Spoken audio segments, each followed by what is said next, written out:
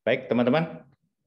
Sebelum saya membuka pertanyaan, teman-teman, saya ingin menjelaskan dulu sebagaimana yang sudah saya share, teman-teman, di grup perihal ini, timeline-nya dulu. Saya ingin menjelaskan dulu yang ini, teman-teman. Yang modul dulu. Jadi di beberapa pelatihan yang lalu, ini sudah saya pakai, teman-teman, untuk modul tidak serigid yang PTK, teman-teman. Karena modul ini memang tugasnya tidak seintens PTK. Saya jelaskan dulu, nanti teman-teman bisa mengambil beberapa pemahaman yang nanti barangkali akan menjadi pertanyaan bagi teman-teman.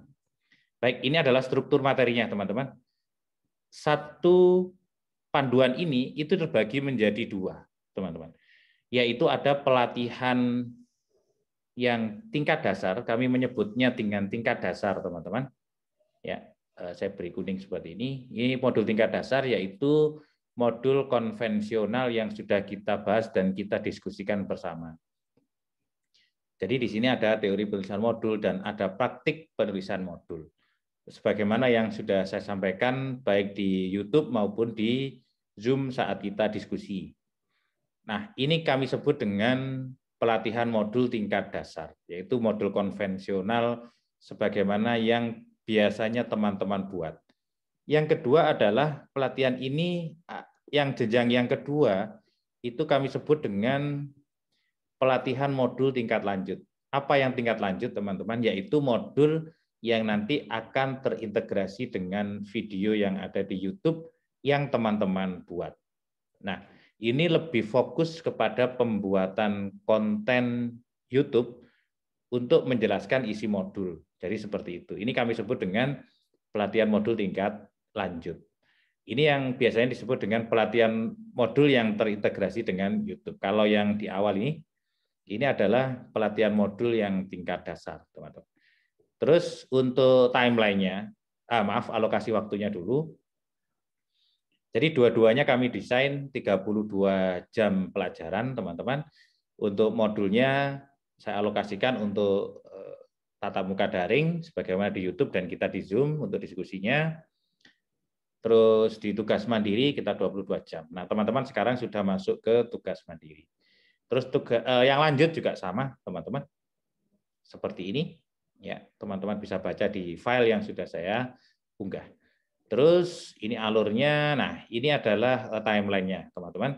Nanti kami diberi masukan, ya, bisa diberi masukan, teman-teman. Nanti akan saya jelaskan untuk penerapannya, karena ada dua alternatif yang bisa teman-teman pilih. Nah, yang pertama adalah untuk modul dasar, teman-teman. Di modul dasar ini, kami rencanakan itu selesai sekitar tanggal 23 Maret 2021, kurang lebih 10 hari ke depan untuk menyelesaikan tugasnya. Teman-teman, karena ini pelatihannya berjenjang dan selalu berkaitan, maka dimohon untuk teman-teman menyelesaikan modul secara bertahap. Terus di tingkat lanjut, teman-teman, ini kami rencanakan tanggal 11 April selesai. Ya, tanggal 11 April selesai. Karena ini hanya membuat video YouTube-nya saja. Karena sudah tidak membuat modul lagi dan selanjutnya adalah mengintegrasikan. Jadi modul yang sudah dibuat dengan video yang dibuat nanti jadikan satu. Yang materinya sudah siap. Nanti kalau teman-teman ingin cepat gitu ya, cepat atau ingin mendahului boleh silakan, tidak ada masalah. Nah, itu timeline-nya yang pertama, teman-teman. Terus yang kedua, teman-teman, timeline yang kedua yaitu di PTK. Ini agak panjang sedikit, teman-teman, mohon izin.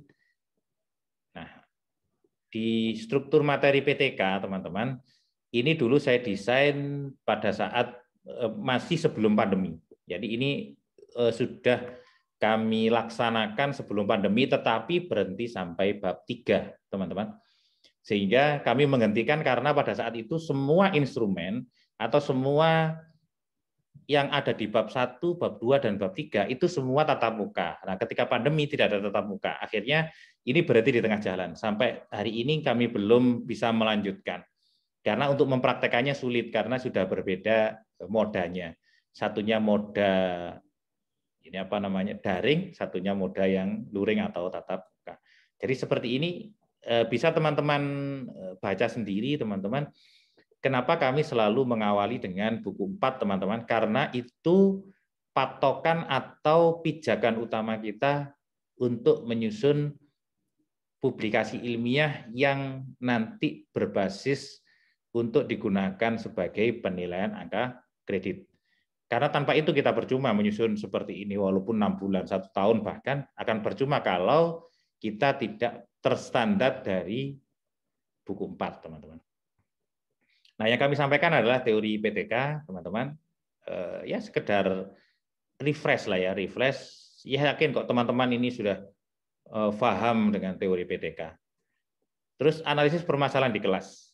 Ini adalah sebuah pintu masuk untuk kita nanti ke bab 1 dan seterusnya. Jadi ini analisis permasalahan di kelas, terus menyusun latar belakang.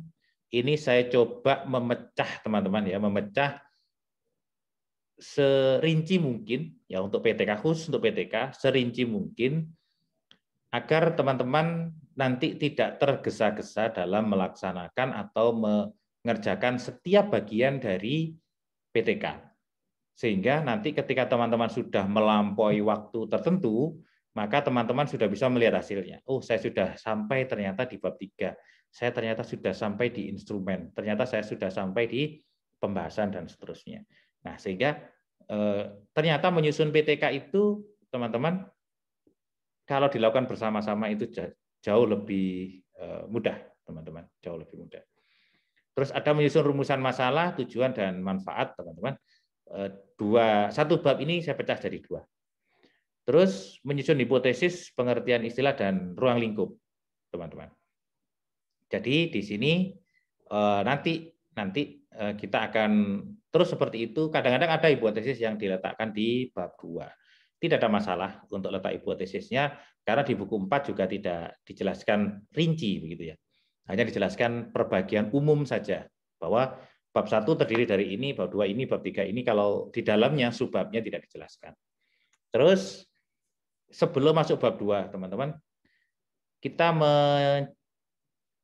belajar dulu tentang teknik mencari referensi dari jurnal, terus dari artikel ilmiah dan laporan hasil penelitian secara daring di internet. Jadi kita memang murni mengandalkan internet. Jadi teman-teman yang kalau misalnya ada pertanyaan, kalau pakai buku bagaimana? Buku itu memang agak susah kalau kita ingin mendapatkan yang up to date gitu teman-teman, yang up to date. Walaupun sekarang sudah banyak lah buku-buku PTK. Yang sulit adalah nanti ketika kita ingin memaparkan hal-hal yang ada di bab 2. Kalau pakai buku kita harus beli dulu, kita harus cari dulu. Kalau di internet kan jarang gitu ya kita dapatkan filenya. Kecuali yang kalau bahasa Inggris itu masih ada referensi-referensi yang menjelaskan tentang apa yang ingin kita teliti. Jadi nanti kita akan fokus ke referensi-referensi yang berbasis dari jurnal, teman-teman. Ini tergantung pada gaya selingkung dari masing-masing universitas. Kalau misalnya kita berpatokan pada buku panduannya di kampus, begitu. Tetapi karena kita bukan pada tataran akademis maksudnya kita pada saat kuliah, tetapi kita pada saat ini adalah tataran praktisnya. Jadi kita menerapkan teori-teori penelitian itu menjadi hal yang sederhana.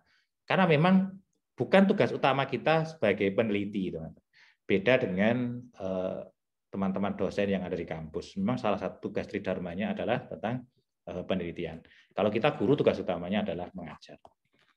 Terus menyusun kajian pustaka. Baru setelah itu kita menyusun kajian pustaka, terus menyusun kerangka pikir, teman-teman. Kerangka pikir itu menyatukan dari pecahan-pecahan kajian pustaka menjadi sebuah simpulan teoritis namanya. Itu yang dinamakan dengan kerangka pikir. Terus baru kita masuk ke bab 3, teman-teman, menyusun metode penelitian, menyusun rencana pelaksanaan penelitian, menyusun instrumen penelitian, terus menyusun cara pengambilan data dan analisis. Ini bab 3, teman-teman. Terus baru kita mengawali untuk masuk di bab 4, yaitu hasil penelitian. Sebelum hasil penelitian, maka kita harus melaksanakan dulu penelitiannya, teman-teman, seperti ini. Jadi di sini, mengapa kok saya berikan pelaksanaan penelitian siklus 1 dan siklus 2? Karena saya ingin setiap tahap itu dilalui, teman-teman. Biasanya ini, teman-teman, ya, banyak teman-teman guru yang merekayasa pelaksanaannya. Jadi ngambil fotonya action begitu ya. Tetapi kita di sini kita coba semaksimal mungkin kita melaksanakan apa yang sudah kita rencanakan. Baru setelah itu kita menyusun hasil penelitian siklus 1, menyusun hasil penelitian siklus 2.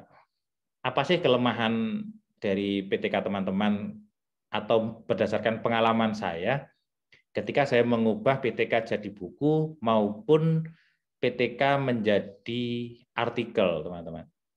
Ada satu hal yang biasanya terlewatkan oleh teman-teman, jadi mayoritas teman-teman itu melewatkan. Ingat teman-teman bahwa PTK itu seluruh variabel terikatnya itu karena perlakuan, teman-teman. Makanya saya selalu mengatakan atau memasukkan kepada teman-teman bahwa perlakuan itu sangat penting di dalam penelitian tindakan kelas, teman-teman. Sehingga kita buat serinci mungkin setiap sintak yang kita terapkan pada saat kita penelitian. Contoh mudahnya misalnya kita menerapkan tentang PBL, kalau misalnya teman-teman mengadopsi ada 5 atau 6 sintak, maka setiap sintak itu harus dijelaskan secara rinci, teman-teman.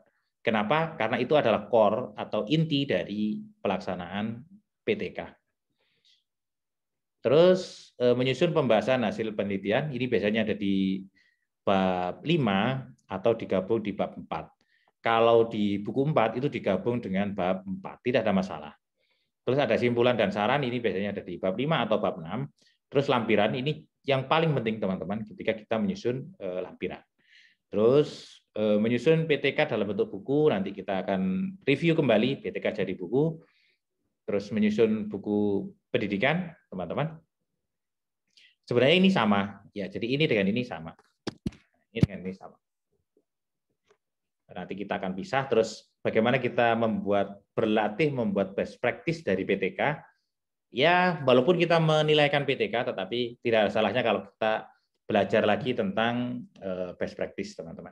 Terus menyusun artikel dari laporan PTK. Nah, ini jam-jamnya tidak saya jelaskan, teman-teman, karena ini terlalu rigid. Yang perlu saya jelaskan adalah ini, teman-teman. Jadi ini adalah timeline-nya yang teman-teman di sini tugas mandiri itu kita nanti setelah teori di YouTube, terus nanti akan sebelum ada tugas mandiri kita pertemuan dulu di Zoom. Jadi tanggal-tanggal ini adalah tanggal-tanggal Zoom. Untuk selanjutnya baru teman-teman mengerjakan tagihannya. Jadi seperti itu. Tagihannya tidak perlu di-store ke kami. Teman-teman hanya simpan saja. Nanti satu template PTK nanti akan diisi terus sampai terakhir, sampai lampiran. Jadi template yang nanti akan saya bagikan. Jadi teman-teman mohon bersabar. Saya tidak membagikan template-nya PTK dulu. Karena nanti biar teman-teman fokus ke modul dulu. Nanti di template itu sudah sampai pada lampiran juga. Nah itu catatan yang pertama, teman-teman, untuk pelaksanaan penelitiannya. Kemarin saya sempat menjelaskan bahwa banyak yang tanya, Cak, penelitiannya kapan dilaksanakan? Kenapa? Karena itu berkaitan dengan materi yang akan kita buat di modul dan di YouTube-nya. Nah, di sini teman-teman, di jadwal ini, kalau teman-teman mengikuti jadwal ini, maka teman-teman mengambil materi yang ada di tahun ajaran baru di semester 1, teman-teman. Kita belum tahu apakah semester 1 nanti akan masuk semuanya atau masih seperti sekarang, separuh masuk, separuh tidak. Kalau separuh masuk, separuh tidak, maka kita bisa melaksanakan self-directed learning dengan modul yang terintegrasi dengan YouTube. Jadi kalau masuk separuh, separuh masuk itu kan nanti bisa kita siasati yang kita anggap bahwa mereka adalah semuanya daring. Ya, kenapa? Karena bagi saya kalau blended itu bagi saya itu begini, teman-teman. Nanti teman-teman bisa berbeda pendapat dengan saya. Blended itu semuanya masuk, ya semuanya masuk. Terus semuanya juga daring. Kalau kita kan satu minggu ini, kalau di kami teman-teman, satu minggu ini kelompok A daring, kelompok B luring, tatap muka. Minggu berikutnya sama juga. Makanya biasanya saya anggap semuanya pada posisi daring.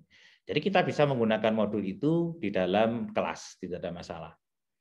Kita bisa memberi perlakuan anak-anak dengan perlakuan yang daring, dengan perlakuan yang menggunakan modul, begitu teman-teman. Nah, kalau teman-teman punya opsi yang kedua, memilih opsi yang kedua, yaitu dengan menerapkan di bulan April tengah, ya tengah bulan April, maka teman-teman bisa mendahului juga tidak ada masalah. Karena apa? Karena daring. Jadi seperti itu. Nah, tetapi teman-teman, ketika teman-teman ingin menerapkan di April, maka teman-teman harus bisa menyelesaikan itu sampai di YouTube-nya. Seperti jadwal yang sudah kami susun tadi itu. Tapi kalau teman-teman ingin, saya kan ngajar kelas 9 atau kelas 12, maka saya mengambil yang sesuai dengan jadwal. Tidak ada masalah. Kalau semuanya memutuskan menggunakan jadwal juga tidak ada masalah. Jadi itu semacam opsi bagi teman-teman. Misalnya teman-teman ingin menilaikan PTK ini di bulan Oktober misalnya, maka teman-teman bisa menerapkan di bulan April, tidak ada masalah. Itu opsinya teman-teman. Kalau di awal-awal kemarin saya sampaikan bahwa teman-teman bisa menerapkan itu di bulan April. Sehingga ketika jadwal ini sudah saya susun, maka teman-teman bisa mempunyai opsi, yaitu dengan opsinya ketika teman-teman mengambil opsi Juli, ya awal tahun pelajaran, semoga ini betul dengan awal tahun pelajaran. Kalau mundur nanti juga tidak ada masalah. Nanti kita bisa fleksibel saja. Kan tambah 1 bulan lagi tidak ada masalah, teman-teman. Tidak ada hubungannya dengan bayar atau tidak, tetapi ini berhubungan dengan selesainya pelaksanaan PTK atau tidak. Jadi kita sangat fleksibel saja. Tergantung pada tahun ajaran baru mulainya kapan. Karena sepertinya ini masih daring, masih kombinasi daring atau masih daring murni. Jadi kita belum tahu tentang tahun ajaran 2021-2022. Jadi seperti itu teman-teman. Kalau teman-teman ingin menilaikan PTK ini di bulan Oktober, maka teman-teman bisa menerapkan di bulan April. Jadi itu opsinya, teman-teman. Jadi semoga teman-teman di sini tidak bingung lagi dengan mepet dan tidaknya, ya teman-teman ya. Semuanya bisa teman-teman ini ya, apa namanya, refleksi diri. Saya lebih mudah untuk mengambil yang bulan Juli, tidak ada masalah juga. Gitu. Jadi biar teman-teman tidak terbebani dengan pelatihan ini. Saya ingin memberikan beberapa alternatif kepada teman-teman. Jadi seperti itu teman-teman. Penjelasan dari kami, karena memang pertemuan kali ini memang bukan pertemuan materi, tidak seperti diskusi-diskusi sebelumnya kalau kita fokus kepada materi, tetapi kita fokus kepada jadwal yang tadi saya share dan saya sampaikan di awal. Begitu teman-teman. Kalau ada yang ingin bertanya di chat misalnya, saya persilahkan. Di chat ini masih sepi, ya. Itu sekiranya penjelasan dari saya. Kalau misalnya tidak ada pertanyaan, kemarin ada pertanyaan dari WA. Saya baca dulu di WA, teman-teman. Oke. Yang pertama sebentar. Oke. Sudah ini. Oke, dari Bu Heni. Pada jenis PTK, pertanyaan yang pertama, PTK kita nanti mempunyai sistematika yang sama dengan yang ada di juknis. Minimal ya, minimal seperti itu. Boleh menambahkan, boleh-boleh saja, ya. Tapi mohon tidak mengurangi ya, teman-teman. Yang kedua adalah juknis dapat lampiran tentang alokasi waktu, alur PTK berarti harus dibuat sendiri sesuai dengan pelaksanaannya. Ya, Bu Heni, silahkan nanti untuk pelaksanaannya kita bisa fleksibel, teman-teman. Terus template modul bentuknya Word adakah? Yang mana sudah saya share kembali di bawahnya. Terus Bapak Zoom meetingnya sudah dimulai sudah. Oke, sudah. Saya khawatir. Oh iya. Ya. terus ada Bu Mediawati, hasil pekerjaan siswa di LKPD bisakah dijadikan data untuk melihat hasil belajar? Jadi data pendukung, Bu Mediawati. Kalau teman-teman ingin melihat proses misalnya ini ya, teman-teman membuat LK tentang KPS ya, keterampilan proses sains misalnya, maka teman-teman menilainya dari LK, teman-teman. Kalau hasil belajar biasanya dari tes, ya, biasanya dari tes. Terus di chat ini ada, silakan via WA, silakan via chat juga silakan. Terus kalau misalnya saya membuat PTS bagaimana? Ibu bisa menyesuaikan dengan PTK-nya, ya, dengan PTK. Nanti kita bisa diskusi bareng-bareng karena penelitian ini memang penelitian untuk PTK, tapi tidak menutup kemungkinan teman-teman yang PTS juga bisa melakukan dengan itu karena semuanya juga pakai siklus, teman-teman. Terus, maaf Kak, tertinggal. Jika siklus 1 dilaksanakan awal April, siklus keduanya kapan? Bisa dilaksanakan dalam bulan April, bisa Bu Rahma. Karena saya alokasikan waktu itu 1 minggu, itu 1 pertemuan. Jadi kita membutuhkan sekitar 4 minggu untuk pelaksanaannya. Kalau misalnya asumsi kita akhir Mei itu sudah pas, teman-teman, atau pertengahan Mei misalnya pas, maka kita bisa menuntut untuk menerapkan itu, tidak ada masalah. Nanti saya memilih opsi yang pelaksanaannya April, karena saya kan harus membuat contohnya dulu. Jadi karena saya juga untuk penilaian bulan Oktober. Ini PTK ini saya buat Oktober untuk penilaian bulan Oktober. Terus jadi Bu Rahma untuk perkiraan waktunya kira-kira ya untuk penerapannya nanti teman-teman bisa menyesuaikan dengan jadwalnya. Yaitu teman-teman bisa perkirakan bahwa pelaksanaannya itu saya buat dengan asumsi 1 minggu 1 pertemuan. Berarti kalau 4 pertemuan, 1 siklus 2 pertemuan, berarti sekitar 4 minggu, teman-teman. Itu kalau pelajarannya normal. Kalau tidak normal misalnya, saya mengajar komputer dan jaringan dasar itu 5 jam 1 minggu, teman-teman. Nah, itu bisa disiasati saja. Ya. Bisa disiasati misalnya, itu kita pakai jadi 2 pertemuan. Ya, tetapi jangan sampai 1 pertemuan langsung tes, jangan. Ya. Berarti tahap awal kita siapkan adalah modul dulu ya lanjut, ya betul seperti itu. Karena tahapan di video di awal dulu, ya sebelum teman-teman daftar itu seperti itu. Apa bedanya tujuan pembelajaran di kegiatan pembelajaran 1 dengan di uraian materi? Karena uraian materi ada tujuannya lagi. Di uraian materi itu tujuannya adalah lebih spesifik ke materi itu. Kalau tujuan di awal, itu tujuan yang kalau di buku teks seperti yang saya buat itu memberikan gambaran kepada anak-anak bahwa dia ingin belajar apa pada saat itu. Sebagaimana kalau kita mengajar di kelas. Biasanya kalau di RPP, teman-teman ya, kalau kita peer teaching, mesti sampaikan dulu ini tujuan pembelajarannya. Anak-anak, hari ini kita akan belajar tentang perangkat yang digunakan dalam jaringan komputer. Sehingga anak-anak paham, oh ternyata kita akan belajar ini. Untuk melihat nomor peserta di mana. Nanti kalau di filenya isi saja, tidak usah diisi dulu, tidak apa-apa. Yang penting dikasih nama saja.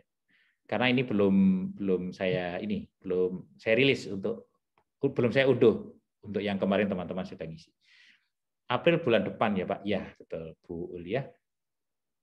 Saya sudah lupa teknik menulis saduran atau kutipan kalimat dari pustaka, juga dari web. Tolong diberikan penyegaran.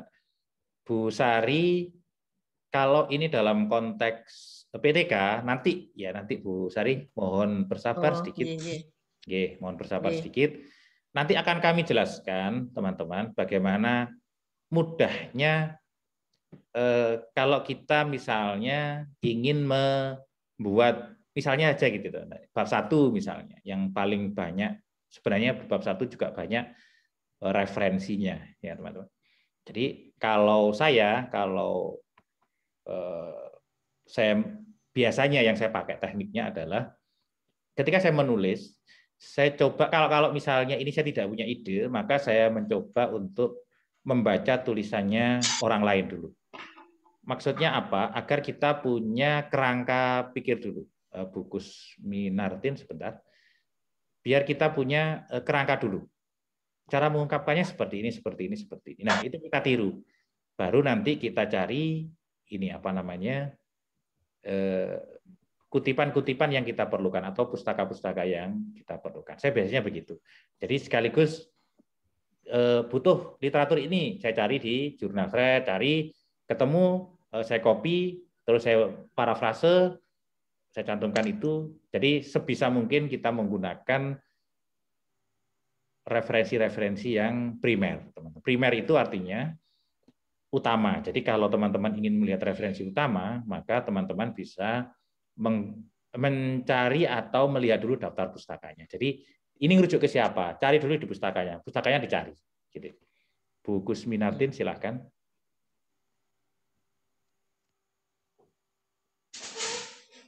Bu Kusminartin, silakan. Oke, belum. Saya Cak Lukman. Oke, monggo. Bu Sari. Oke, monggo Bu Sari dulu. Oke. Nun sewu. Assalamualaikum warahmatullahi wabarakatuh. Waalaikumsalam warahmatullahi wabarakatuh. Untuk daftar pustaka itu sekarang berapa tahun enggak, Cak, yang boleh? Oke. Sekarang, ya. PTK itu sebenarnya teman-teman ya, sebenarnya tidak ada berapa tahunnya begitu, tidak ada. Tapi kalau masalah terbarukan atau tidak, teman-teman, maka kalau misalnya gitu ya, kalau kita misalnya bikin patokan, kalau bisa itu antara 5 sampai 6 tahun gitu lah. Kalau misalnya kita membuat 2021, ya maksimal 2015 lah keterbaruannya. Tetapi untuk buku-buku Indo, buku-buku yang kita rujuk misalnya, yang buku-buku primer, contoh misalnya, teman-teman tentu pasti merujuknya adalah ketika membuat PTK itu Kemis Etakat misalnya. Itu kan kita butuh spiral ininya, apa namanya, yang dari perencanaan, pelaksanaan, pengamatan, dan refleksi itu kan kita mesti merujuk pada itu. Itu buku tahun berapa itu? Tahun 80-an atau tahun 90-an, yang itu sangat lama. Apakah itu boleh dipakai? Boleh. Karena itu adalah buku Indo. Sebagaimana ketika saya menyusun tesis pada saat itu, saya menunjuk pada Munandar, dosen UI kalau tidak salah, yang pertama kali menyusun tentang penelitian tentang kreativitas. Beliaunya orang psikologi. Itu saya rujuk tahun 82 kalau tidak salah, bersamaan dengan tahun saya lahir. Nah, itu tidak ada masalah bagi dosen saya. Kenapa? Karena dia adalah buku Indo, buku primer gitu ya. Buku yang harus dijadikan rujukan memang. Nah, untuk keterbaruan makanya teman-teman saya selalu menyarankan teman-teman menggunakan jurnal karena itu paling mudah diakses, ya, paling mudah diakses dan bisa online, bisa daring. Teman-teman kita bisa langsung mencari itu. Kalau itu masalah kita bicara keterbaruan. Misalnya teman-teman, saya selalu menyederhanakan dulu teman-teman. Mohon teman-teman yang punya ekspektasi yang tinggi atau kemampuan yang lebih, nanti bisa langsung menyesuaikan saja. Contoh misalnya, jadi di modul itu saya menggunakan teknik copy paste dan modifikasi. Tentu hal ini sangat sederhana. Saya ingin memudahkan teman-teman ketika membuat modul seperti itu saja gitu. Tapi ada teman-teman, jangan ya kalau gitu kan nanti plagiasinya kan tinggi. Nah, bagi teman-teman yang punya komentar seperti itu berarti mereka punya nilai lebih. Artinya nilai lebih itu bisa berusaha lebih begitu. Bisa diketik sendiri, bisa diparafras sendiri. Nah, itu biasanya tahap-tahap yang selalu saya gunakan untuk menyederhanakan apa yang ingin kita pelajari begitu. Membuat PTK juga sama, nanti membuat bab 2 juga sama. Sehingga ketika hal sederhana sudah bisa kita lakukan, kita bisa naik level. Kita menyusun sendiri, kita cari buku sendiri, cari buku aslinya, cari jurnal aslinya, dan seterusnya. Jadi memang tahapnya yang saya gunakan biasanya seperti itu. Kita juga tidak mau disebut orang awam terus, tapi orang ahli itu biasanya dari awam dulu. Kalau prinsip saya begitu, Bu Sari Purwati. Terima kasih. Ada nggak hal yang bisa meringankan? Bu Kusminartin, monggo silakan. Atau ada teman yang lain? Di chat mau ambil satu paket. Habis ini guru ngajinya HBB. Apa? Itu ngajinya HBB. Mau ambil. Ambil apa? Hah? Monggo teman-teman, kalau masih ada Bukus Minartin. Oke. Saya chat dulu teman-teman. Menurut pemahaman saya, kita membuat 2 modul untuk 2 siklus. Benar, Bu Wani. Jadi seperti itu. 1 modul kita gunakan 1 siklus. Cak, batasan halaman untuk konvensional berapa halaman? Tidak perlu dibatasi berapa halaman. Yang penting teman-teman kalau sudah menganggap bahwa itu lengkap, ya lengkap. Walaupun 100 halaman, 50 halaman. Rata-rata kemarin waktu kami mengadakan pelatihan itu, teman-teman mengambil 1 KD, itu rata-rata teman-teman ya, antara 40 sampai 50 halaman. Itu 1 KD. Ada beberapa, karena waktu itu tidak kita gunakan untuk PTK, memang untuk jurnal, untuk modul saja. Jadi rata-rata seperti itu. Saya bisanya 75 halaman, ya tidak ada masalah. Karena itu kita anggap sebagai, karena dianggap sebagai lengkap. Jika seminggu ada 2 pertemuan, apakah siklus 1 bisa dirasakan 1 minggu tersebut? Atau harus tetap 2 minggu. Jadi Bu Rahma silahkan menyesuaikan dengan mapelnya masing-masing. Contoh misalnya, saya KJD itu 5 jam, terus dipisah jamnya. Senin 2 jam misalnya, terus Jumat itu 3 jam. Maka saya bisa menggunakan 1 minggu 2 kali pertemuan. Maka saya bisa menggunakan hanya 2 minggu saja, karena targetnya adalah 2 pertemuan. Jadi seperti itu. Yang penting teman-teman jangan dalam 1 pertemuan langsung dikasih tes, jangan. Kalau dikasih latihan boleh, bukan pada tes akhir. Pak, diklatnya seperti kuliah. Sebenarnya begini, Bu Farida. Jadi saya ingin apa ya? Ya kita belajar bareng lah. Saya juga belajar, teman-teman juga belajar. Saya bisa belajar dari teman-teman, teman-teman juga bisa belajar dari kami. Jadi kita coba merefresh ulang, begitu ya, merefresh ulang bahwa semoga dengan kondisi seperti ini kita bisa terus belajar. Karena saya yakin kok teman-teman ini belajar di webinar A, webinar B, webinar C, dan seterusnya. Karena kita punya banyak waktu luang untuk kita manfaatkan untuk belajar. Jadi kesempatan kita. Kalau kita tetap muka, kita sudah sangat luar biasa sibuknya kalau kita sudah tetap muka itu. Kebetulan kita ini sudah masih goyang-goyang gitu, masih goyang-goyang artinya ya kadang-kadang tatap muka sebentar, 1 jam, 1 minggu bahkan itu 1 jam saja. Kalau di kami, saya itu ngajarnya biasanya ya 1 minggu, jadi jadwalnya keluar 2 mingguan. Karena 2 minggu yang kedua banyak, maaf ya, banyak liburnya gitulah, banyak yang ngajarnya, sehingga banyak kesempatan bagi kami untuk mengembangkan diri gitu ya, membuat publikasi ilmiah, membuat buku dan seterusnya. Itu sebenarnya adalah bagaimana cara ini mengatur waktu. Apakah kerangka pikir juga bisa disebut dengan kerangka PTK? Bukan. Kerangka pikir itu kerangka teoritis sampai pada tahap kita kesimpulan teoritisnya. Apa kesimpulan teoritis itu? Hipotesis. Itu namanya kerangka, namanya kesimpulan teoritis. Kita bisa mengatakan bahwa jika dilaksanakan, misalnya ini teman-teman ya, misalnya hipotesisnya, jika diterapkan PBL maka hasil belajar peserta didik meningkat. Itu namanya kesimpulan teoritis. Makanya ketika ada teman-teman yang mengatakan, bolehkah kalau siklus 1 turun, siklus 2 turun dari siklus 1, secara teoritis tidak boleh. Kenapa? Karena kita sudah merujuk pada penelitian-penelitian yang meningkat. Kan logikanya seperti itu.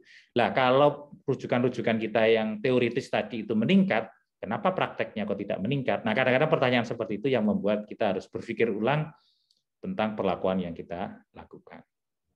Terus, Pak Kris, mohon penjelasan perlakuan di siklus 1 dan siklus 2 pada PTK ini.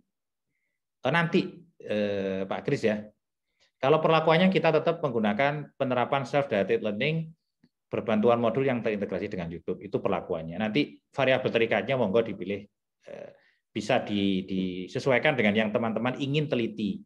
Boleh tentang aktivitas daring misalnya, partisipasi siswa juga silakan, motivasi, asal teman-teman bisa menjangkau. Kalau saya sederhana saja, saya menggunakan variabel terikatnya adalah variabel hasil belajar. Karena yang mudah-mudah saja.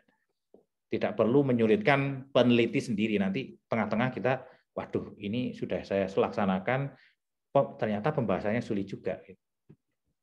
Pak Kris juga bisa memodifikasi, misalnya, kan saya blended, saya ganti blended boleh, tidak ada masalah. Jadi penerapan blended learning berbantuan modul terintegrasi dengan YouTube. Jadi semuanya boleh dimodifikasi dengan hal-hal yang teman-teman bisa lakukan, gitu ya. Yang mudah menurut teman-teman. Setelah kami membuat konvensional, maka kami membuat video YouTube untuk menjelaskan modul betul, lalu membuat lagi modul terintegrasi dengan YouTube. Jadi begini, modul konvensional tadi nanti akan dibuatkan YouTube-nya. Nah, videonya nanti akan disematkan atau akan diberi tautan di modul itu ke videonya. Jadi semacam QR gitu ya. Dan shortlink. Shortlink itu seperti bit.ly garis miring apa gitu ya. Kalau QR itu gunanya apa? Atau barcode. Ya kalau barcode kan berbentuk baris ya. Kalau QR kan kotak biasanya. Nah, itu digunakan kalau misalnya nanti anak-anak di rumah itu mencetak. Jadi kan dia bisa scan, bisa memindai barcode tadi di komputernya, di HP-nya.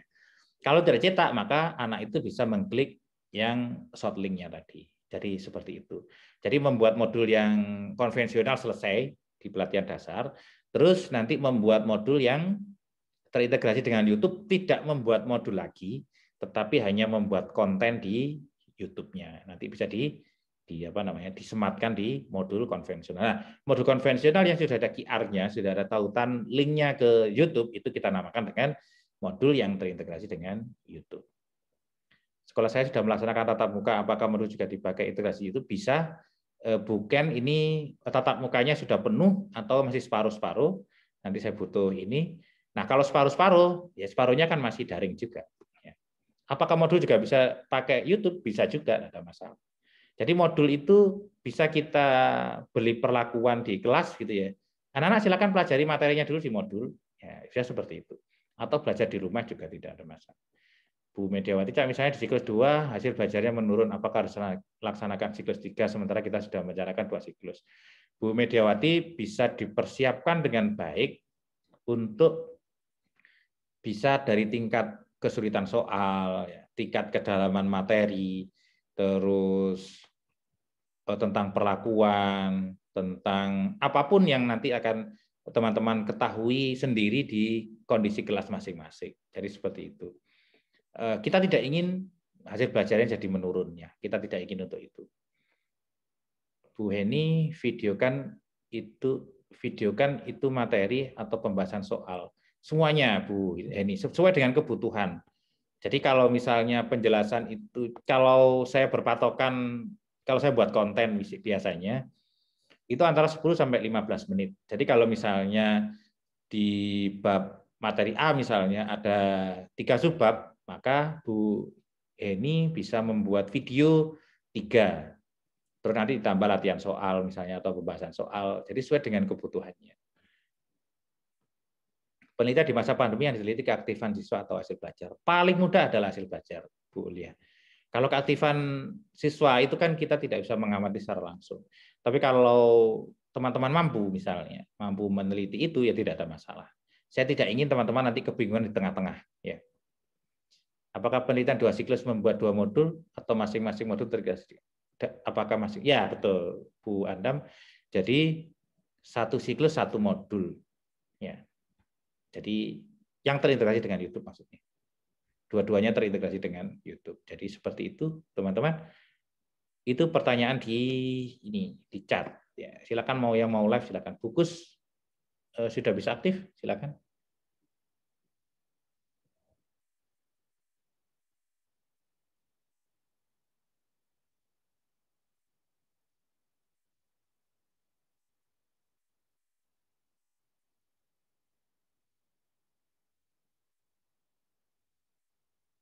Monggo teman-teman, karena kita tadi kita ambil tema ini kok sebenarnya kita memberikan penjelasan tentang timeline tadi, itu yang penting. Monggo, Bukus bisa aktif, sudah angkat tangan dari tadi. Oke, kita tunggu. Teman-teman yang mau les silakan. Nggih. Selamat malam, Cak.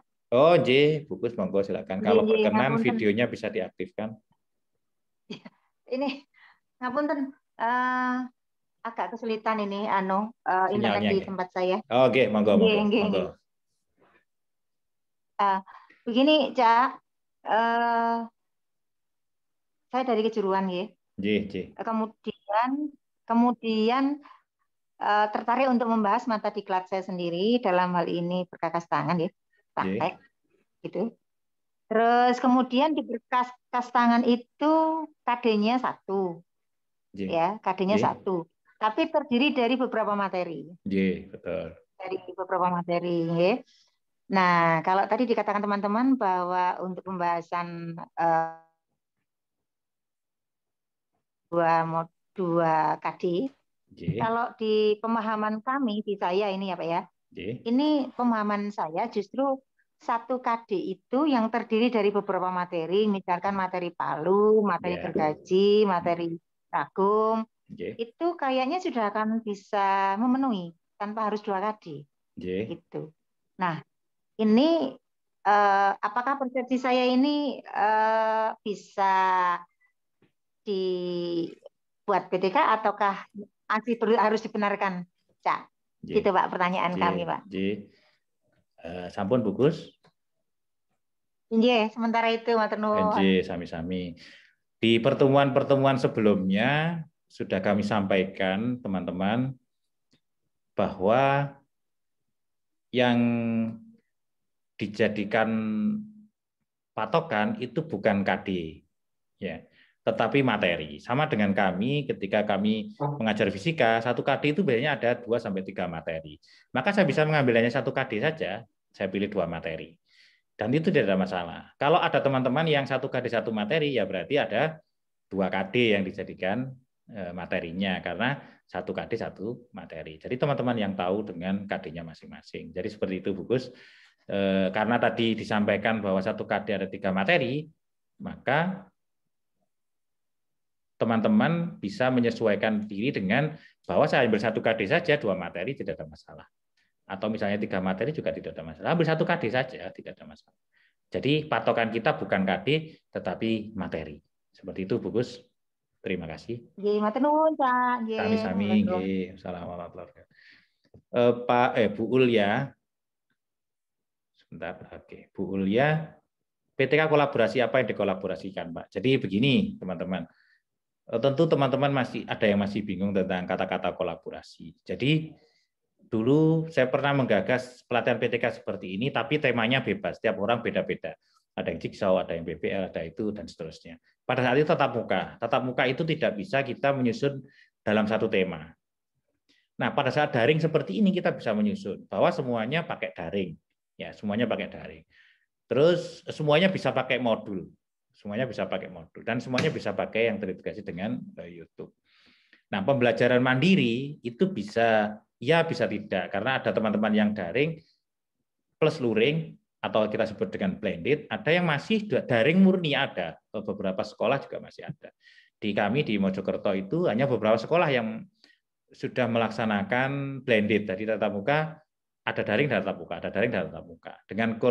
Dengan komposisi kalau dibagi menjadi 2, 1 kelas, kelompok A dan kelompok B. Jadi kalau minggu ini kelompok A masuk untuk mata pelajaran yang saya ambu ya, maka minggu depan lagi kelompok B yang masuk, kelompok A tidak masuk, kelompok A daring. Jadi seperti itu. Nah, yang dikolaborasikan apa? Yang dimaksud dengan kolaborasi seperti yang saya jelaskan di video yang paling awal tentang penjelasan tentang PTK kolaborasi ini, bahwa kita dengan tema yang sama, kita nyusun bareng-bareng dengan tema itu. Ya, tentu itu bisa berkembang sesuai dengan kondisi yang teman-teman alami di daerahnya masing-masing. Tidak semua harus mengikuti itu, tetapi kalau teman-teman tidak misalnya berbeda begitu ya, berbeda dengan tema yang sudah kami buat, maka teman-teman tidak bisa menggabungkan nanti. Misalnya saya sudah membuat bab 2 atau saya share ke teman-teman, nah teman-teman bisa memilah sendiri sudah menggunakan bab 2 itu. Itu yang sebenarnya saya maksud dengan kolaborasi, Bu Ulya. Nah, ketika itu sudah kita punya satu kesamaan seperti itu, atau ada teman-teman yang berbeda misalnya, maka tetap dalam satu tema. Misalnya tadi teman-teman ada yang blended misalnya, maka bisa diganti dengan penerapan blended learning, perbantuan modul yang terintegrasi dengan YouTube. Itu tidak ada masalah. Dan tidak menutup kemungkinan teman-teman yang tidak mengambil tema itu, tidak ada masalah juga bagi saya. Tetapi nanti teman-teman harus berdiri sendiri. Berdiri sendiri artinya menyusun bab 2 sendiri dan seterusnya. Nah, makanya nanti di bab 1 misalnya saya menggunakan contoh misalnya buatan saya gitu misalnya, buatan saya. Terus Bu Sari melihat, Cak ini ada yang kurang di bab 1, ditambahi ya. Saya tambahi ya, boleh. Tidak ada masalah. Itu sebenarnya yang saya namakan dengan kolaboratif. Dulu pernah saya menggagas pada mapel yang sama, itu pun belum bisa terlaksana. Karena apa? Karena ternyata tiap jenjang itu punya karakteristik yang berbeda, walaupun sama-sama satu mapelnya. Contoh misalnya saya dengan Bu Ulia atau dengan Bu Sari, misalnya sama-sama orang fisika, gitu. Fisika di SMK sama misalnya. Bu Sari, Bu Ulia, kita kolaboratif yuk. Jadi kita nyusun satu tema, kita laksanakan di sekolah yang berbeda, di siswa yang berbeda. Apakah tidak ada masalah? Tidak ada masalah. Jadi itu sebenarnya yang saya ingin sebut sebagai kolaborasi. Jadi kita menyusun PTK bareng-bareng, tetapi di sekolah yang berbeda, di subjek yang berbeda, bisa jadi materinya juga sama kalau misalnya kita semapel. Jadi seperti itu yang dimaksud dengan PTK kolaborasi. Bu Ani, bila tahun ajaran baru nanti ada luring dan daring, apa jika siklus 1 dan pertemuan 1 daring, pada siklus 1, pertemuan 2 daring juga, atau sebaliknya, bisa saja nanti berarti judulnya Bu Ani bisa diganti dengan blended learning. Tidak ada masalah. Nanti tinggal menambahkan blended learning-nya. Tetap menggunakan modul, tetap tidak ada masalah. Modul itu bisa digunakan di kelas, teman-teman. Karena kesulitannya seperti yang saya alami dengan separuh masuk, separuh tidak itu begini, teman-teman.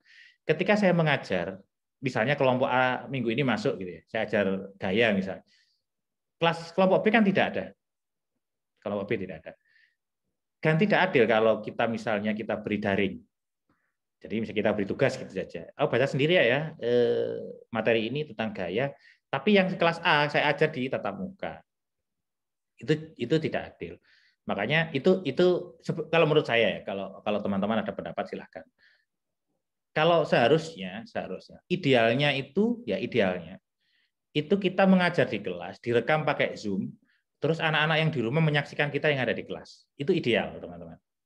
Ya, jadi misalnya kalau teman-teman ada sarana dan prasarannya di kelas, ya, jadi ada semacam kamera begitu yang nyuting kita. Nah, itu entah kita upload di YouTube atau kita share di Zoom misalnya, kita live begitu.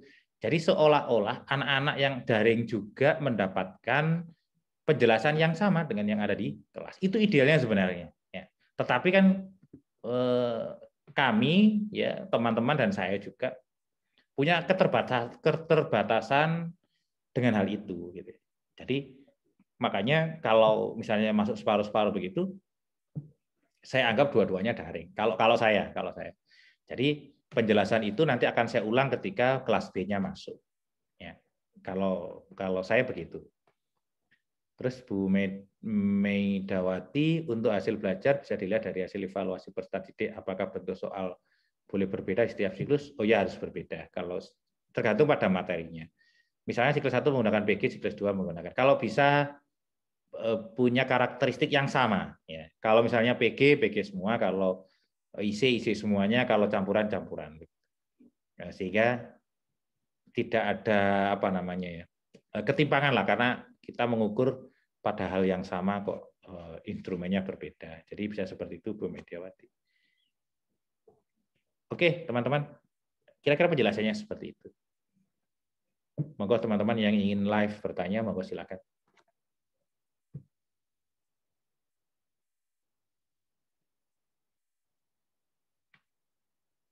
Di WA juga tidak ada. Oke. Baik, teman-teman silakan. Kalau misalnya masih ada yang ingin didiskusikan tentang timeline tadi, teman-teman bisa memilih sekali lagi ya. Teman-teman bisa memilih mau tahun ajaran baru, monggo, berarti membuat bab 1 sampai bab 3 dulu dan instrumennya. Jadi pelan-pelan begitu. Kalau teman-teman yang misalnya Oktober mau dipakai ya, bisa menerapkan di April. Ya, jadi seperti itu. Tidak ada masalah. Kalau kita misalnya santai saja lah, tidak ada masalah juga. Oke, teman-teman. Monggo kalau ada di chat sudah habis. Ya. Kalau misalnya tidak ada, kita bisa akhiri. Jadi pertemuan diskusi-diskusi seperti ini, teman-teman. Ya, nanti kalau misalnya kita sudah selesai pelatihan misalnya, kita bisa diskusi-diskusi lagi tentang kita tidak bubar dulu, tidak apa-apa ya. Kalau misalnya kita buat pelatihan lagi gimana? Kalau misalnya ada teman-teman di sini yang mampu jadi pemateri, saya persilahkan. Zoom ini saya memang gunakan untuk kita berdiskusi seperti ini. Kita menimba ilmu dari siapa saja. Saya itu kelemahannya cerpen dan puisi. Misalnya teman-teman ini ada yang puisi misalnya. Cak, bagaimana kalau saya menyampaikan puisi? Tidak ada masalah. Nanti saya sediakan sertifikatnya. Tetapi saya tolong dibuatkan kurikulumnya, karena saya tidak bisa ada kurikulum. Bu Faik ada absen, pelatihan ini tanpa absen. Jadi teman-teman tidak usah khawatir. Di absen. Ya. Jadi tidak usah absen. Karena kita memang berbasis pada tugas. Kemandirian karena kita pedagogik, andragogik, maka pelatihan orang dewasa itu pelatihan yang memang sudah, kalau saya gitu ya, tidak perlu adanya ini, apa namanya, absen-absen seperti itu. Sertifikat juga tidak ada masalah, ya, tidak ada masalah. Jadi seperti itu, teman-teman. Kalau misalnya tidak ada, kalau sudah tidak, jadi ya betul, kita bikin modul dua modul maksudnya. Apakah nanti menggunakan analisis? Oh, enggak. Bu Aini ya. PTK itu tidak sampai pada analisis statistik. Kalau yang dimaksud statistik misalnya uji T dan sebagainya. Kalau teman-teman pernah berinteraksi dengan SPSS, teman-teman tentu pernah menggunakan analisis statistik deskriptif namanya. Ada rata-rata, ada nilai tertinggi, ada nilai terendah, dan seterusnya. Sebenarnya itu statistik yang kita pakai, tetapi itu tidak perlu kalau teman-teman. Saya kan tidak bisa SPSS, bagaimana? Pakai Excel saja sudah cukup. Ya, pakai Excel menentukan persentase ketuntasan klasikal, menghitung yang apa namanya, menghitung yang tuntas berapa, yang belum tuntas berapa, manual saja, tidak perlu statistik. Kalau penelitian pengembangan itu baru, penelitian eksperimen baru, penelitian perbandingan baru kita pakai statistik. Kalau kita sudah umur-umur seperti ini itu sudah males belajar statistik, teman-teman. Terlalu rumit, teman-teman, terlalu rumit. Bagi saya pribadi terlalu rumit. Bu Niken berarti kita bikin 2 modul kah? Karena kan minimal ada, iya betul, 2 modul Bu Niken. Jadi seperti itu. Bu Ainia tidak perlu menggunakan analisis statistik yang ada uji prasyarat, ada uji hipotesis. Wah, terlalu, nanti saya jadi dosen statistik. Padahal saya sendiri juga masih bingung kalau disuruh menganalisis itu. Jadi saya masih buka internet kalau dimintai bantuan teman-teman menganalisis ANOVA begitu ya. Semacam-macam lah. Ada prasyarat, normalitas, homogenitas dan seterusnya. Itu tidak bisa kalau tanpa browsing cari tutorial. Jadi tidak perlu. Kita cukup pakai rata-rata persentase dengan grafik, dengan tabulasi cukup sudah. Itu PTK. Apakah hasil belajar diteliti harus dilengkapi dengan nilai kognitif? Bagaimana jika hanya keterampilan dan sikap? Monggo silakan Bu Sari. Kalau Bu Sari mampu menilai keterampilan dan sikap, silahkan, tidak ada masalah. Karena kan tergantung pada instrumen teman-teman sendiri. Makanya di situ tidak saya beri variabel terikatnya, tapi saya beri variabel bebasnya. Variabel bebasnya ya pembelajaran mandiri atau self-directed learning dan modul yang terintegrasi dengan YouTube. Itu variabel bebasnya. Teman-teman bebas memodifikasi apapun di situ. Untuk variabel terikatnya teman-teman bebas untuk menentukan mau hasil belajar. Kalau saya pribadi, saya ngambil hasil belajar saja lebih mudah. Partisipasi siswa dalam belajar daring sangat rendah. Untuk melihat keberhasilan siswa dalam belajar daring di rumah sangat sulit. Ketuntasan kelas yang ideal berapa persen? Kalau saya lihat itu rata-rata 85% ketuntasannya. Ketuntasan klasikal namanya. Jadi kalau ada 100 peserta didik, anggap aja begitu ya, mudahnya. Maka ada 85 orang yang tuntas. Kalau misalnya ada 50 siswa peserta ada 50 peserta didik, maka kalau 80%-nya berarti sekitar 7 atau 8 yang tidak tuntas. Dan seterusnya. Jadi teman-teman bisa memilih itu. Misalnya 32 berapa, kalau 35 berapa. Rata-rata 85% dari seluruh peserta didik. Ya. Bu Niken silakan bisa masuk. Bu Siti Fatimah haruskah ada lampiran? Ya. Kalau perlu di record Bu Siti Fatimah. Nanti recordnya itu di copy ke CD, CD-nya diletakkan di belakang atau di depan cover PTK-nya. Jadi semacam dibuatkan saku kecil. Kalau misalnya kita pernah membeli buku tutorial yang ada CD-nya, nah bisa seperti itu. Nanti tulis saja ini dokumentasi pembelajaran daring, misalnya ini gitu, tidak ada masalah. Record direkam maksudnya, Bu Aini ya. Jadi direkam. Jadi misalnya begini, ini saya misalnya, mohon maaf teman-teman yang izin, teman-teman adalah siswa saya mengajar begini. Terus saya share, misalnya ini, saya share materi seperti ini, saya spotlight seperti ini. Yang saya share ini bukan foto saya, bukan, tapi ini adalah materi. Maka ini kita bisa rekam, kita bisa jelaskan seperti bagaimana kita menjelaskan di depan. Itu bisa kita rekam, nanti rekamannya kita sertakan, kita copy ke CD, terus kita lampirkan di PTK-nya, tidak ada masalah. Kita bisa siasati seperti itu. Apakah perlu screenshot juga? Ya, perlu juga screenshot. Semacam kalau kita dokumentasinya berarti ada video, ada foto. Kalau siswanya hanya 36 dalam satu kelas, berarti minimal harus berapa siswa yang tugas. Tinggal kalikan saja, 36 kali 85%. Ya. Berarti kalau misalnya tidak tuntas 15 misalnya, kalau 10 ya 2 orang, berarti sekitar ya 6 sampai 7 orang lah. Sekitar itu yang tidak. Bu Niken silakan, sudah angkat tangan. Bu Niken. Oke, belum ada reaksi. Jadi seperti itu, teman-teman.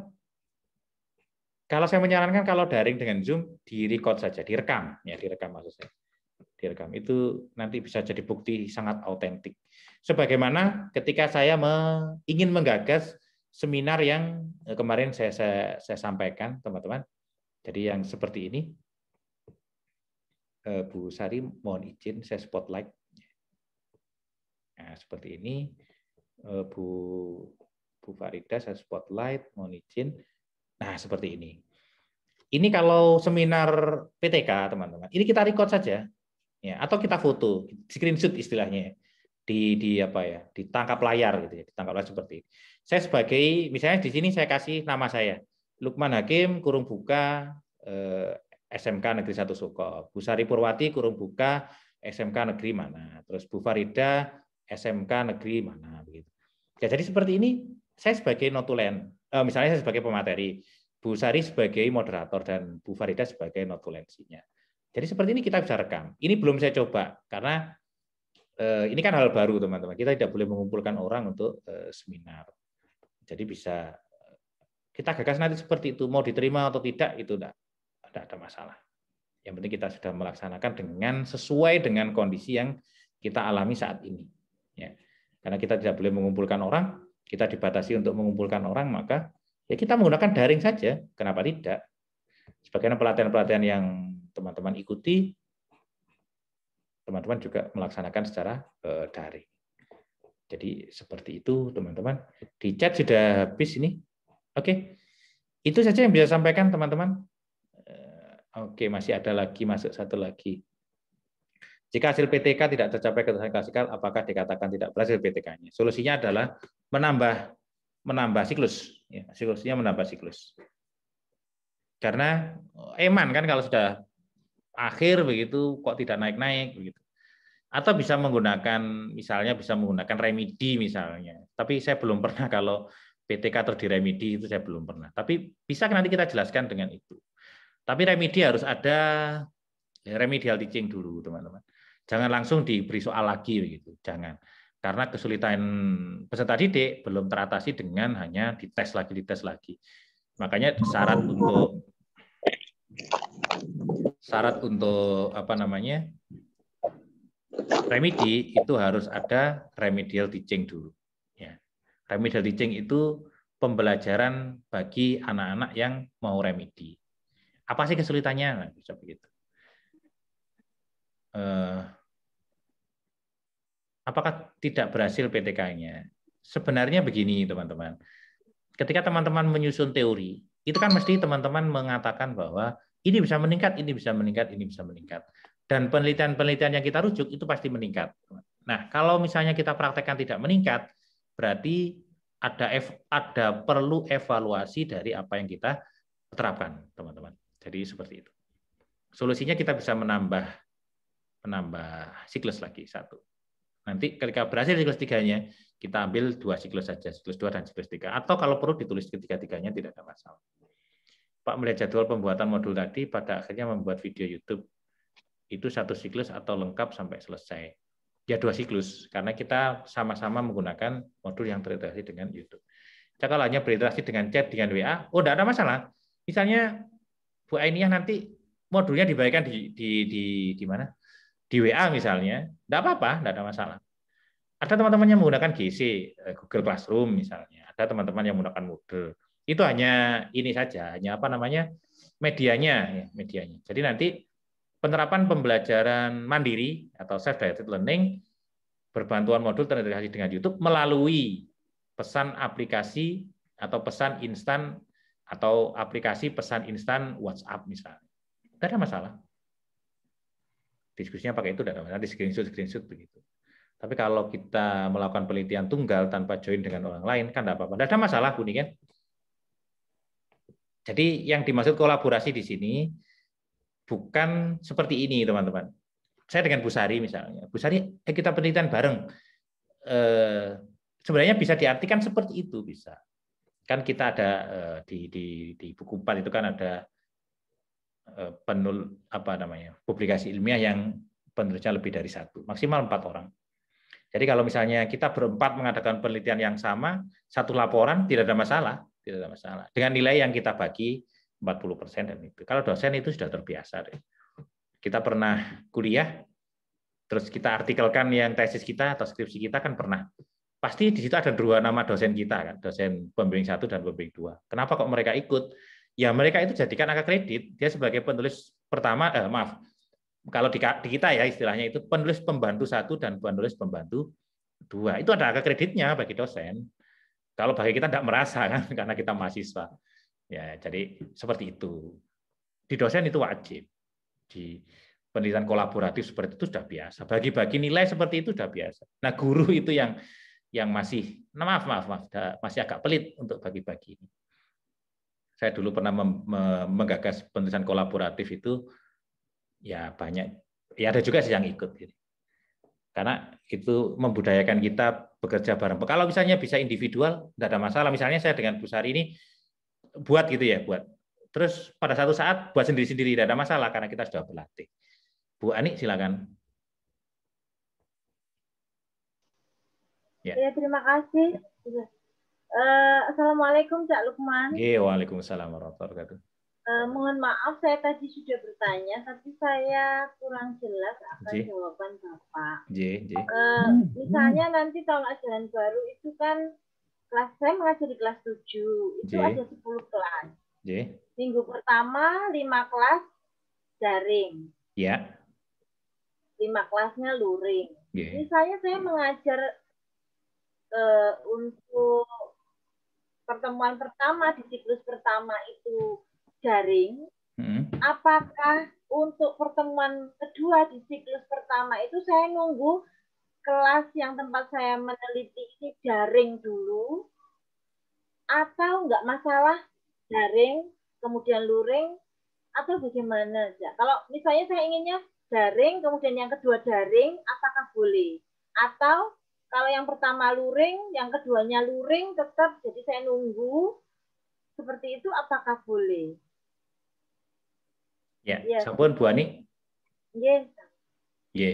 Jadi begini teman-teman, Kalau misalnya tadi kan ada beberapa alternatif yang disampaikan oleh Bu Ani. Kalau seperti saya ini kelompok A saya tidak tahu kalau di Bu Ani ini yang tadi yang dimaksud itu ada masuk semua atau separuh-separuh Bu Ani yang masuk 50%. Semua. Oh, masuk semua. Jadi dari ya 10 kelas ini 5 kelas daring, 5 kelasnya luring. Berarti satu kelas penuh ya?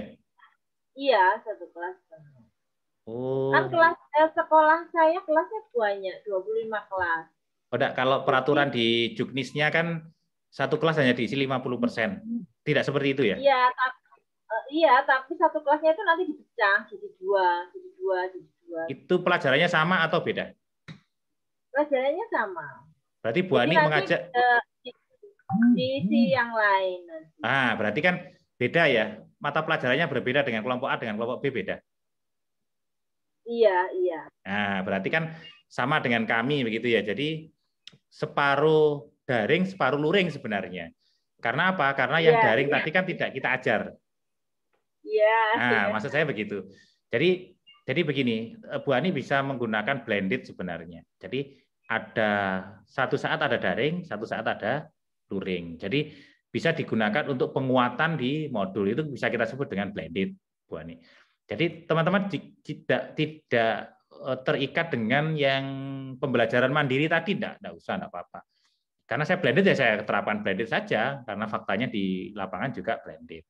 Tapi kalau teman-teman menganggap bahwa semuanya dianggap daring, kan seperti yang saya katakan tadi, di saya misalnya separuh daring, separuh luring misalnya. Kalau Bu Ani kan 5 kelas masuk semua, tetapi dipecah. Kelas A, ada kelompok A, kelompok B, sama dengan saya berarti. Kelompok B tadi, yang kelompok A yang kita ajar, berarti kelompok B kan tidak. Yang kelompok B kan kita namakan dengan daring. Nah, itu saya anggap sebagai daring semuanya. Seperti yang saya katakan tadi, tidak adil dong kalau misalnya kelompok A kami ajar, kelompok B tidak diajar, tapi diberi tugas yang sama, kan tidak adil. Makanya bisa kita beri perlakuan yang sama, ya kita anggap sebagai daring. Atau kalau kita mau jujur, ya kita buat blended saja, enggak apa-apa. Tetapi dengan bantuan modul juga. Jadi sama-sama yang di rumah juga belajar modul yang sama, yang di ini juga modul yang sama. Sebenarnya idealnya Bu Ani ya pakai Zoom tadi itu kalau anaknya di rumah. Kalau yang kebetulan di Bu Ani ini kan anaknya ada di sekolahan, tadi menyimak materi pelajaran yang lain untuk kelompok B. Itu yang sebenarnya sulit. Jadi kalau saya mensiasati, ya saya anggap daring semua saja. Ketika di kelas bagaimana? Ya kita kasih modul itu. Jadi anak dipelajari modulnya, terus buat perencanaan dan seterusnya. Jadi perlakuannya kita anggap sama saja. Nanti misalnya anak-anak dengan melihat YouTube ya sama juga. Ya kebetulan yang di rumah melihat YouTube-nya di rumah, yang di sekolah melihat YouTube-nya di sekolah, tidak ada masalah juga. Kalau menurut saya begitu, Bu Ani. Iya, sami-sami. Kalau kita melakukan betul. Apakah tidak perlu penilaian sejawat? Maksudnya penilaian sejawat ini apakah kolaborator atau bukan? Kalau kolaborator tidak ada masalah.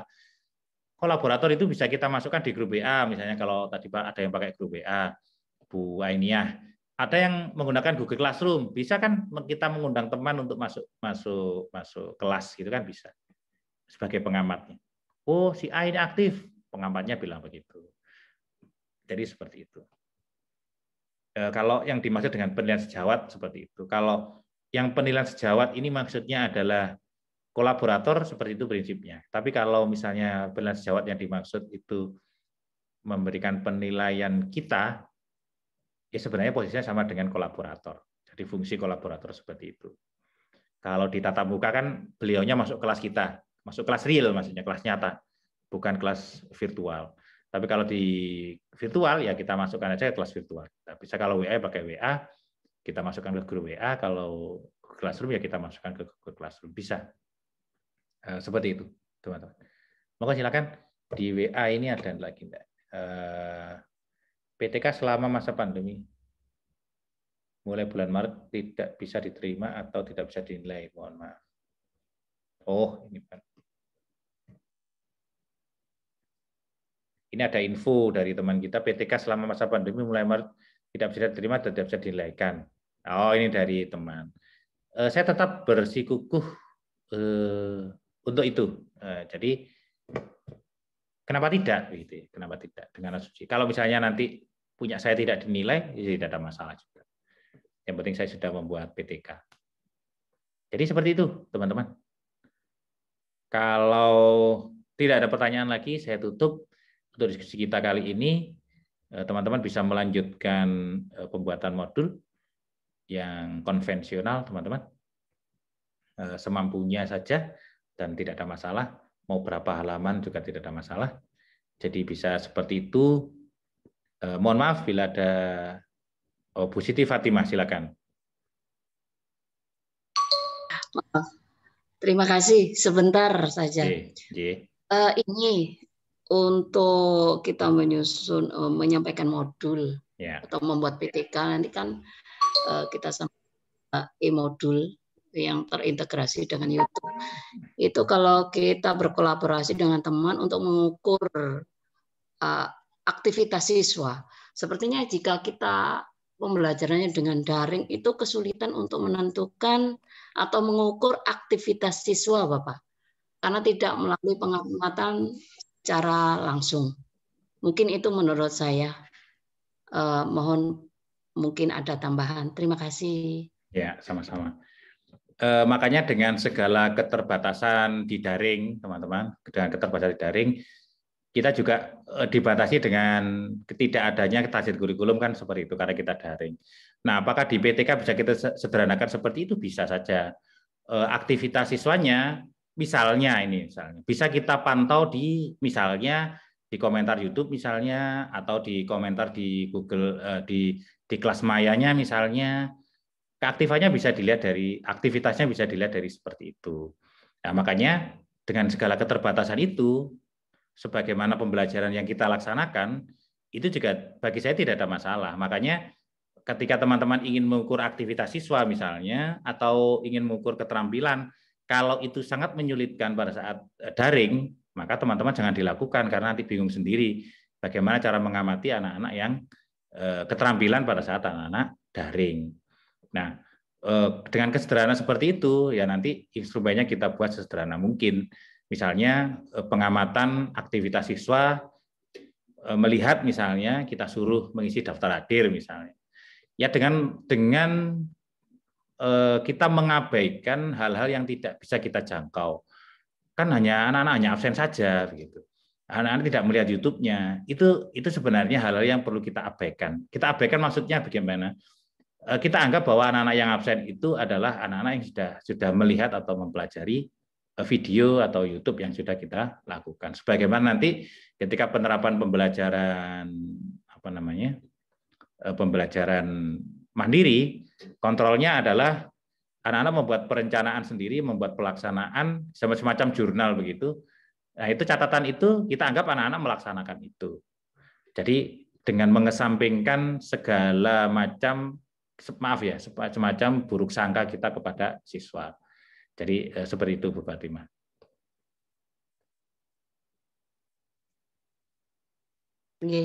Terima kasih. Saya kok masih ini ya. Ya. Monggo silakan. Kurang. Iya. Untuk yang penjenengan sampaikan itu benar sekali sih. Cuman menurut saya alasan itu sangat lemah sekali untuk mengambil, bisa diartikan risikonya terlalu besar kalau kita mengukur aktivitas siswa dalam keadaan daring begitu, karena kita tidak secara nyata. Terima kasih Pak Lukman atas pencerahan. Oke, sami-sami. Jadi memang makanya tadi tidak saya sarankan untuk menilai aktivitas siswa karena ya memang itu sulit kita mengamati, kecuali kalau di sekolah di kelas real itu kita bisa mengamati anak ini semangat anak ini, walaupun itu dengan subjektivitas kita, tetapi kita bisa mengamati secara langsung. Nah seperti itu. Kalau makanya saya lebih mudah kalau ini yang dinilai adalah hasil belajar, itu jauh lebih mudah sebenarnya. Kalau di masa pandemi seperti ini ya, di masa pandemi. Jadi kok semacam keterampilan, terus aktivitas, motivasi misalnya, itu walaupun bisa dinilai tapi menurut saya kesulitannya sangat tinggi. Ya, kesulitannya sangat tinggi. Jadi seperti itu, teman-teman. Terima kasih, Bu Siti Fatimah. Oke, teman-teman, seperti saja yang disampaikan. Terima kasih banyak diskusi kali ini. Semoga bisa bermanfaat bagi kita dan semua kita sama-sama belajar. Ya, kita berada di sini. Kita bareng-bareng belajar menyusun PTK. Semoga di hari-hari berikutnya kita jauh lebih baik, teman-teman. Dan kita masih menunggu tahun 2021 dan tahun 2021, tahun 2022. Kita lihat perkembangannya, apakah kita akan diizinkan melakukan luring atau masih separuh luring, separuh daring, atau seperti apa. Kita belum tahu kebijakannya nanti seperti apa pasca vaksin ini. Ya. Kalau misalnya nanti diambil semuanya luring atau tatap muka, maka nanti kita bisa mengubah kembali arah dari PTK ini. Karena saya khawatir dengan apa yang saya laksanakan dulu sebelum pandemi waktu itu, kami sudah menyusun, ya kita kan tidak tahu ini ya kondisinya gitu. Tiba-tiba bulan Maret itu kita mau ini pelaksanaan waktu itu, pelaksanaan apa yang sudah kita tulis. Ada pandemi, tidak jadi akhirnya. Nah, semoga nanti kita tidak seperti itu, karena kalau kita seperti nanti ada perubahan lagi, kita kan menyusunnya pada saat pandemi ya. Kita belum bisa memprediksi 2021-2022. Tetapi modul yang kita buat bukan berarti nanti akan menjadi sia-sia, tidak. Sepertinya kalau prediksi kami kita masih separuh-separuh walaupun masih sudah diizinkan untuk luring. Itu prediksi saja sih. Nanti kita lihat di kemudian. Terima kasih teman-teman atas kehadirannya. Assalamualaikum warahmatullahi wabarakatuh. Waalaikumsalam warahmatullahi wabarakatuh.